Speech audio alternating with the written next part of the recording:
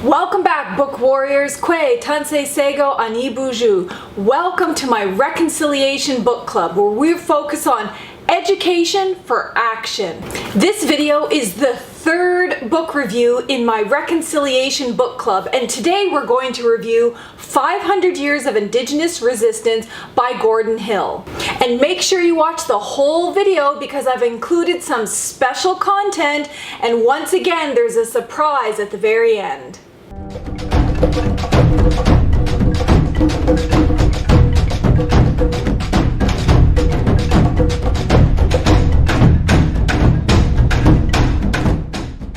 Thank you all for coming back to my Reconciliation Book Club. Today we're going to be reviewing Gord Hill's book, 500 Years of Indigenous Resistance. Thank you all for coming back to my Reconciliation Book Club. Today we're going to be reviewing a very unique book by author Gord Hill. His book, 500 Years of Indigenous Resistance, is one of those special books that should be read by every single Canadian before they get out of our education system. I'm really excited to be reviewing this book and sharing some background information on the author himself. This book was published in 2009 by PM Press. Now, PM Press is located in Oakland, California, and it started in 2007. The publishing company describes its mission as one to publish radical works, fiction and nonfiction, both in audio, video, and print format. The Canadian distributor of the book is Fernwood Publishing, who prides itself on publishing critical books for critical thinkers. So it's no wonder that they are the Canadian distributor of this book and a supporter of this book club. This book is available as a paperback directly from Fernwood Publishing online or other online formats like Amazon, and it ranges in price between $10 and $15. The author is Gord Hill. Now, he's an Indigenous writer, author, and activist from Kwakwaka'wakw in BC. As an Indigenous artist, you'll notice if you've already read this that it includes some of his own artwork. Gord's artwork and writings have been published in a variety of other formats, including Briar Patch Magazine, Canadian Dimension Magazine, and one of my favorites, Red Rising Magazine.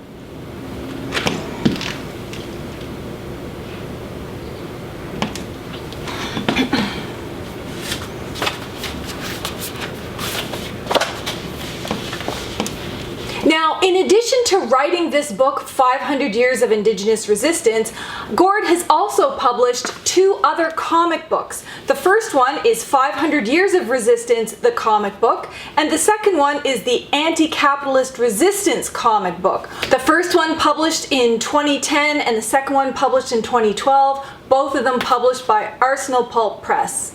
And I actually came across all of Gord's books when I was doing research on Indigenous resistance specifically and social movements involving Indigenous peoples.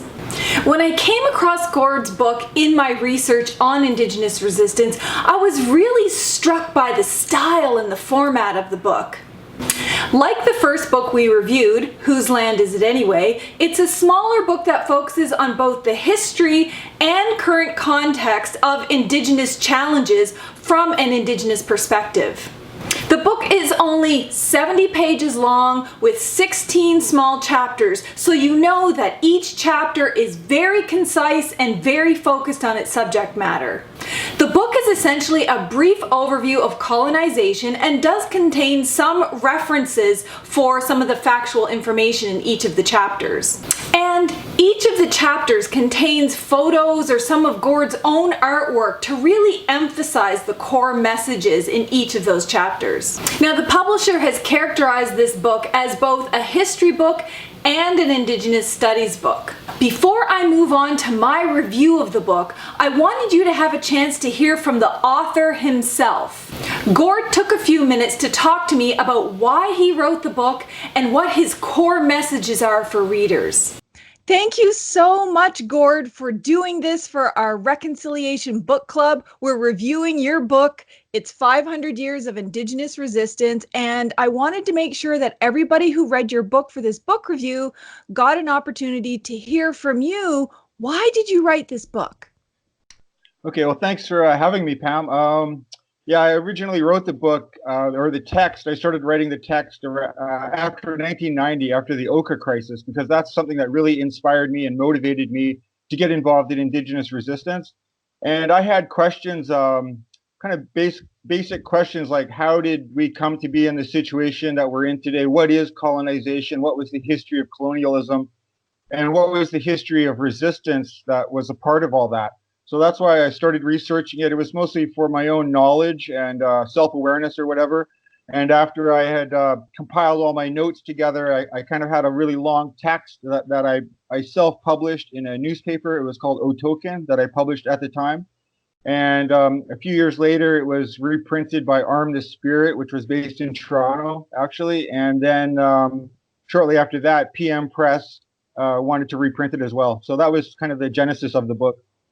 Well, that's awesome because one thing that I noticed about this book, and I'm sure probably that was your intention, is this isn't like all the other history books in Canada that kind of whitewashes everything that happened and make it, settlement sound really, like a positive thing. And I'm wondering, like, I mean, there's so many good messages in this book, but do you have one particular message that you want readers to get out of this? I think mainly that colonialism, I mean, at the time that I wrote it, it was coming up to the 500-year mark of Columbus's and arriving in the Caribbean and the invasion of the Americas. And the general history, like you allude to, is it's written by colonialism.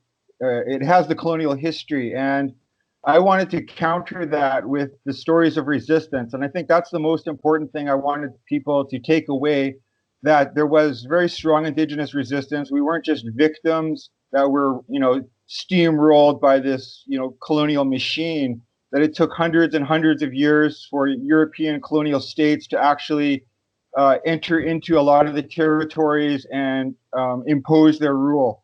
And that it even continues to this day. So we have the modern Indigenous resistance that kind of resurfaced in the 1960s, 1970s, leading up to the 1990s with Oka and the Zapatista Rebellion. So I think that's the main message I think I would like readers to take away. Well, and one of the things that really I found really important about this book is that, long before we had a national inquiry into murder of missing Indigenous women, you were calling what happened here in the Americas genocide. That this wasn't just a little bit of difficulty, it wasn't benign colonization, but it was in fact genocide. And I'm wondering, when people read this, especially Indigenous peoples, they're going to see themselves reflected in it. And do you have any messages or advice for Indigenous peoples about what we can do to continue to defend our rights in this context? Well, I think our people's history has a lot of examples of resistance, of defending territory, maintaining culture and ways of life. And I think that's like one of the most important things about history, is that we can learn so much from it. And there's a lot of lessons in there. I mean, Oka is a great example of a community grassroots resistance. They rose up, they defended their territory, and they won. It was a victory. And that's another thing I would want to emphasize, is that our history of resistance, there's a lot of victories in it. And that's why we're still here today. And that's why we're talking about Indigenous resistance, because of the sacrifice of our ancestors and the importance of engaging in resistance, to protect your territory and your way of life. Yeah, exactly, because we have to continue to engage in resistance to keep protecting our territories. And another reason why I wanted to do this book review wasn't just, to inspire Indigenous peoples and keep up the resistance, but also to re-educate Canadians, because they have also been miseducated. And I wonder if you've given any thought to what can Canadians do to actually, take responsibility for what these states are doing and to support Indigenous peoples. Well, I think in terms of Indigenous peoples, I mean, when there's Indigenous social movements arise, settlers, non-natives can get involved. They can support those movements financially or with other resources, spreading information, counter information, distributing books like that, and your books as well. Just generally that type of stuff. I mean, I think right now the state of the world that we're in, I think it's really necessary for all people to become involved in some kind of social movement that seeks some kind of radical social change, because the way the system is going now, I mean, it's on a course of self-destruction, and we're like on a runaway train. We can see what's going to happen, and I think people, I mean, I think people feel kind of somewhat powerless, and there's a lot of apathy. But I mean, this is for our survival, survival of our planet, the survival of human beings, and all life on Earth is at stake. So I think that's really the things that are that's what's on my mind a lot nowadays. It's Indigenous peoples have a lot to share and to teach, and the basis of our struggles defending land and territory. I mean, that's something I think all people should share. Well, I think that's a really powerful message because, in fact, Canadians historically haven't seen our issues as their issues. But if you look at climate change, like what you're talking about, it's actually in their interest to stand behind us and support us in a whole bunch of ways, because we're the ones out there defending the lands and the waters and the plants and animals. So I really appreciate that you wrote this book, because one of the things I want to do with this book club is not just be a book club for the sake of getting together and everyone reads a book and enjoys it, but it's actually about action, inspiring people to take action. And your book is all about resistance. And so I really appreciate that contribution to inspiring people to actually stand up and do something about the injustice. Oh, thanks a lot. Yeah, that was one of the main reasons I wrote the book. So yeah, I hope it contributes to that. Yeah, and I just also want to thank you. You did this video, really short video about Gustafsen Lake and what happened there, and I show it to my students in all my classes every year, because you help illustrate what's happening, all of the truths that get lost in the media. And that's another thing that I'm going to be showing in my review of your book, some of the other work that you've done. So thank you for that. Thank you for your advocacy, your resistance on the ground. Thank you for your book and the other books that you have. And I hope that I can encourage you to come back and talk to us again on my YouTube channel. Oh yeah, I'd love to. Thanks for having me, and thanks for the work that you do as well. Thank you so much. It was an honor talking to you. Hey, Gila Kasla. I consider this to be a very strong book. I appreciate how it's written in a very concise, targeted, and focused way. Sometimes having those larger history books, while good in an academic setting, can actually turn the general public off from reading about history because it just seems too overwhelming or too much to read. That's why I like smaller books like this. It's focused, it's concise, it's easy to read, and it's generally accessible to a larger number of people. Each chapter is only a few pages long, but it gives us just enough information to know exactly what he was talking about in that specific time period or in that particular context. He covers topics like the creation of the United States, the colonization of Canada, genocide and what happened during genocide, and also Indigenous resistance throughout this entire time period. Even though the chapters are brief, he does include some references for the facts and the dates that he's sharing in each of those chapters. I really like how he uses the Indigenous experience of resistance to colonization to actually challenge the myths and the narratives from Eurocentric history that considers colonization a form of benign settlement that might have had a few bumps along the way, but ultimately everybody benefited. In Gord's words, there was no discovery. It was an American Indian Holocaust. While many in society have resisted using the word genocide to describe the Indigenous experience in Canada and the United States and all over the Americas, Gord has been asserting for many years that that's in fact what it was. His description of the Indigenous experience has since been confirmed by the Truth and Reconciliation Commission report on the experience in residential schools as genocide, and also the National Inquiry into Murdered and Missing Indigenous Women and Girls, who characterized everything that's happened in the past and ongoing as genocide. Just like Gord said in his interview, I really appreciate books that aren't just for the sake of knowledge, but it's education for action. I think think Gord's most important contribution in this book is how he was able to portray Indigenous peoples as playing an important and active role in resisting Canada's genocidal policies. Indigenous peoples are warriors in mind, body, and spirit, and they have shown great strength and resilience and resistance in maintaining and protecting our territories and our sovereignty and nationhood.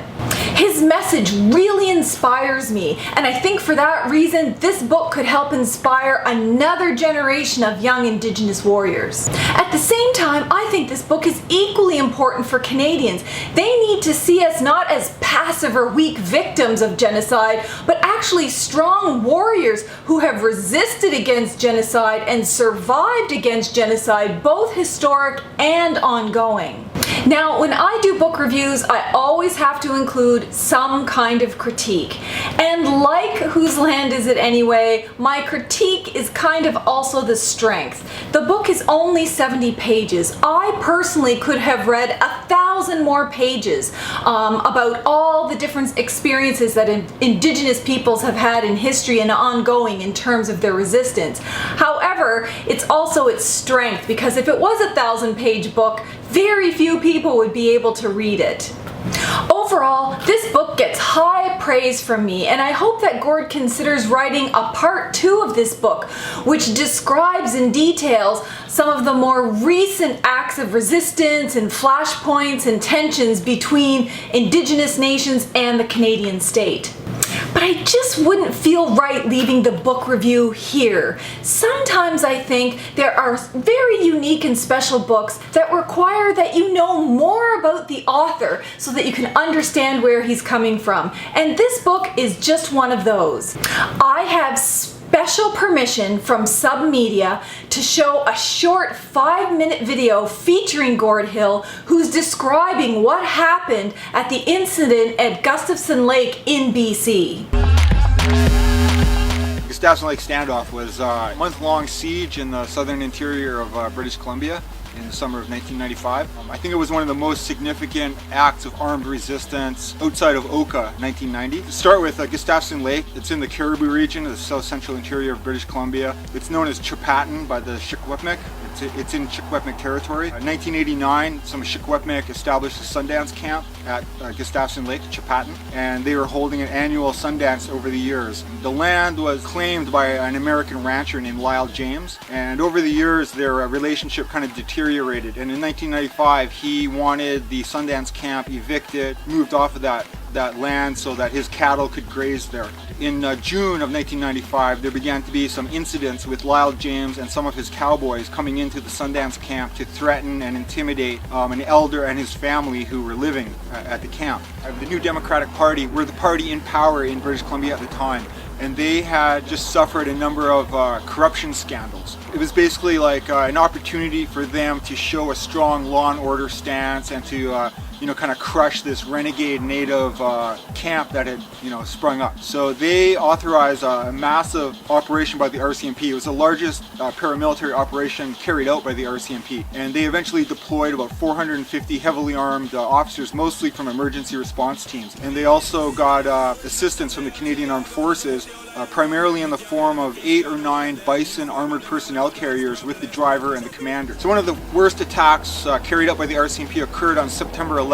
Previous to this, they had negotiated with the defenders in the camp a no-shooting zone, which included a dirt road that allowed the defenders access to get drinking water, to bathe and whatnot. So on the morning of September 11th, the RCMP snuck into this area of the road that they had determined was a good point for an ambush, and they laid explosive charges into the dirt road. They hid one of the Bison armored personnel carriers a little ways down the road in the forest. And as the red pickup left the camp and was driving down this dirt road, and it went over the explosives that they laid, and they detonated the explosives, there was a massive explosion. It blew the car battery out of the engine compartment, and it was found about 150 feet away. There was a massive plume of smoke. Amazingly, the 2 people in the truck were uninjured, and they jumped out of the truck after the explosion and began running.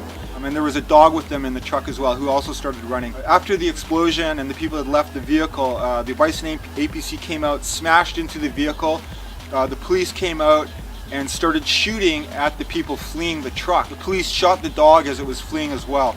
And that began an hours-long firefight between some of the defenders and the police, who are now in these Bison armored personnel carriers. Wolverine was an elder in the camp. He engaged in a shootout with this APC, and it eventually became disabled. So they had to bring in a number of other APCs to rescue all the police who are in these armored vehicles and to extract them and to take out the disabled armored personnel carriers. So that was the biggest shooting incident. There was about 77,000 rounds were fired by the RCMP, and one woman was injured. She was shot in the arm. The siege eventually ended on September 17th. That's when the remaining defenders in the camp burned their weapons and proceeded to walk out. They were obviously arrested by the RCMP. There was a year-long trial that lasted from 1996 to 1997. It was during this trial that a lot of the RCMP strategy was really revealed. The RCMP had made a videotape of all their meetings and a lot of the activity they carried out for training purposes, because they had envisioned that this would be a very useful learning experience in how to deal with native standoffs of this nature. And one of the things that came out in the videotape that the RCMP produced themselves was statements from their main media liaison officer, Sergeant Montague, who stated, "Did you find somebody today that can help us with a disinformation or smear campaign?" Smear campaigns are special. They released the criminal records of individuals they claimed were in the camp, as well as juveniles, which is illegal. But a lot of these individuals weren't in the camp. It was just a method by the RCMP to criminalize and to further isolate the individuals in the camp. They cut off all media contact with the defenders so that only the RCMP version of events was reported. The corporate media faithfully reported the RCMP version of events as if it was truth. But as it was revealed, the methods and the disinformation campaign carried out by the police, a lot more Indigenous people began to support the Chepatan defenders. Today, Wolverine is basically considered a hero for his actions, being an elder, engaging in armed resistance against this, paramilitary assault by heavily armed police. Original than they out in dog out if you put the whole iron from them. Me can't live in a peace, got the whole of them. In farm and them and them a cause problem. Chop it.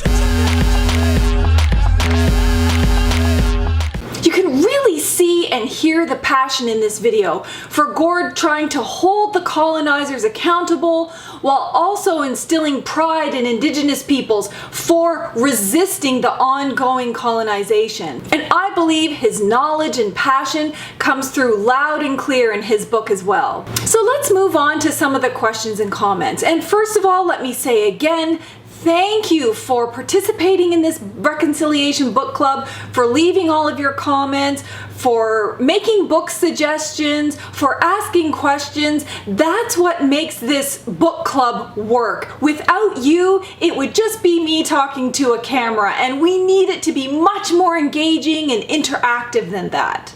So for this session, I actually got some questions and comments on the format of this book club. Christina asks, for example, why I don't do a detailed summary of each of the chapters and list all of the facts as part of my book club. I really appreciate that question, Christina, and I want you to know that I actually thought about that, and I chose very purposefully not to do that, because to my mind, I think that does a disservice to the actual authors of the book, and here's why. I have long said that everyone in Canada has an obligation to self-educate as a core aspect of reconciliation, and that means actually reading the books, reading the reports, reading the commissions, reading the court cases, because you get so much more from all of the details that are contained in a book than you would by someone providing a detailed summary. And what I don't want to happen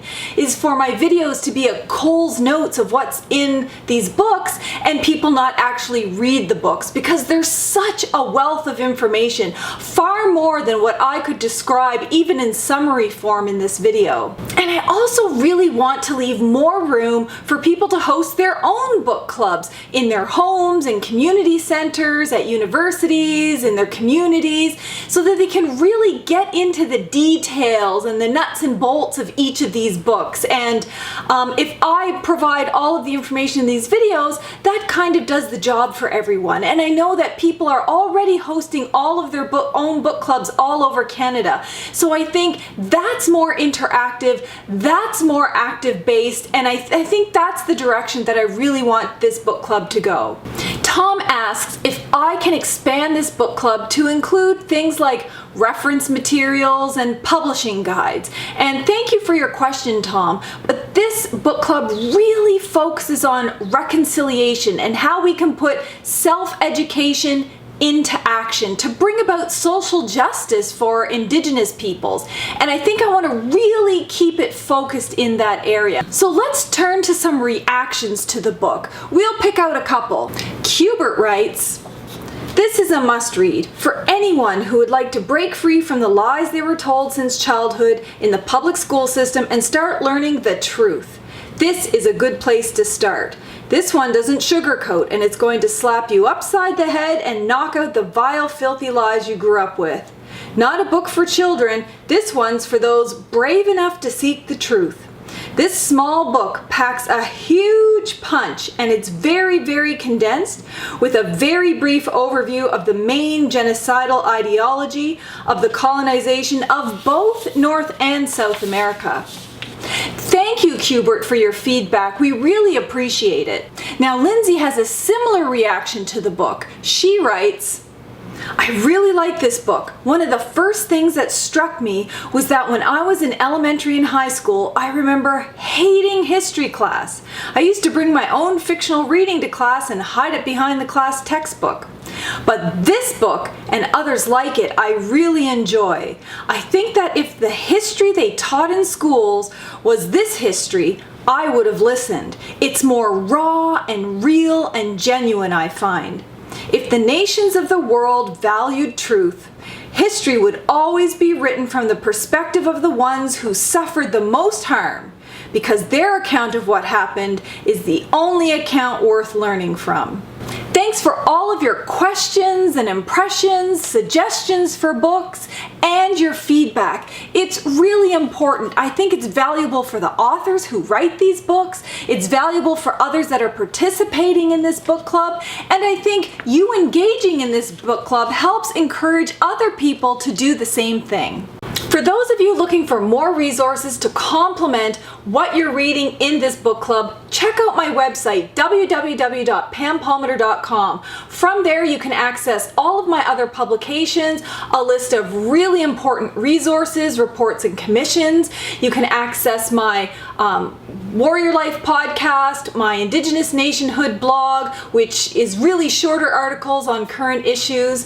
And you can also follow me on social media. I'm on Facebook, Twitter, LinkedIn, Instagram, all of those things, and it's always under my name, Pam Palmater.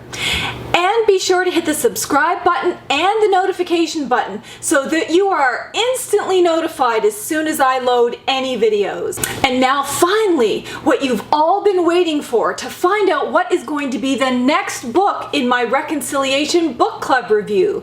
And it is by Arthur Manuel, Unsettling Canada, A National Wake-Up Call, published by Between the Lines. And what I'll do is I'll put a link to his book below in the description box under this video. Now, I have taken into consideration some of your feedback with regards to accessing the books. I know that some of you, for example, who are participating in this book club from places like Alaska or more remote areas, it takes a little bit of time to order the books from their library or to order it online. And so because of that fact, and because this is it's a much larger book, I'm going to have my book club in 6 weeks instead of 4 weeks. That means that my next book review is going to be on Sunday, November the 10th. So don't forget, as you're reading along on the book, leave your questions, comments, and impressions under this video so that I can include them in the next video. And now, finally to the surprise. Fernwood Publishing has once again donated 5 books of Gord Hill's books for me to issue to 5 lucky subscribers and commenters that participate in my Reconciliation Book Club. And here are the 5 lucky winners: Michael Wynn, Elizabeth Pierre, Susan Koch, Sylvia Smith, and Harmanpreet Singh.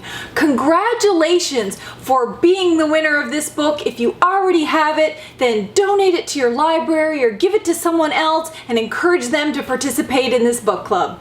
All you have to do is contact me through my contact page on my website, www.pampalmater.com. Send me an email where I can send your book, your mailing address, and I'll send it to you right away. Thank you all so much for participating in this book review of Gord Hill's book, and I look forward to talking to you next time about Art Manuel's book in 6 weeks.